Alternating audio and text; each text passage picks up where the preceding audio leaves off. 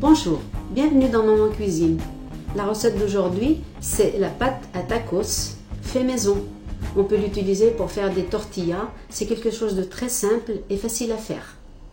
Pour les ingrédients, moi je vais utiliser de la farine de pois chiches et de la farine d'épeautre, un petit peu de farine de maïzena pour travailler, 180 ml de lait, mais je ne sais pas si je vais tout mettre ou pas, de la levure de boulanger que je vais donc diluer à part, 3 cuillères d'huile d'olive et une petite cuillère à café de sel.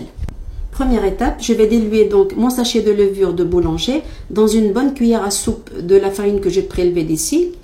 Et les quantités, donc c'est 150 g de farine de pois chiches, 150 g de farine d'épeautre. Ça fait 300 g en tout. Voilà, je vais la diluer avec un tout petit peu d'eau et la laisser lever, simplement.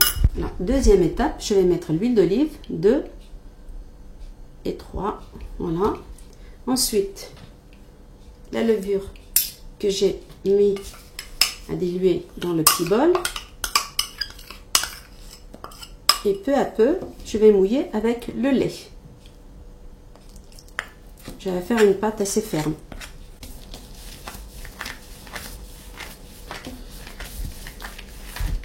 J'ai pétri environ 10 minutes ma pâte. Maintenant, je vais retourner le saladier dessus et la laisser lever pendant un quart d'heure. Bien, après un quart d'heure de pause, je vais mettre un petit peu de maïzena sur mes mains et je vais faire des petites boules. Moi, je vais les faire toutes petites pour pouvoir les étaler.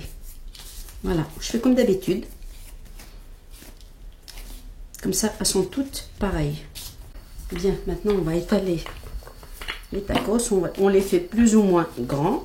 On les fait par contre assez fins. Et c'est cuit à la poêle. Bien, je vais prendre ma pâte. Maintenant, je vais la cuire dans une poêle ou dans une crêpière, sans rien, sans aucune matière grasse. Voilà, c'est parti. Bien, maintenant, eh ben, ça cuit 2-3 petites minutes. On retourne et ça gonfle, vous voyez. C'est simple à faire.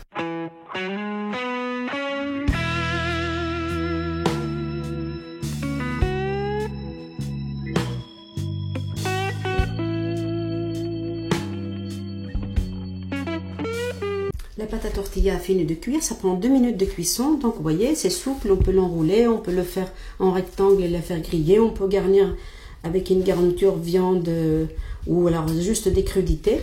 C'est très bon de cette façon-là. Maintenant pour les garnitures, vous pouvez aller voir une vidéo qu'on a mis précédemment, donc avec une salsa, avec beaucoup de choses pour garnir. À bientôt!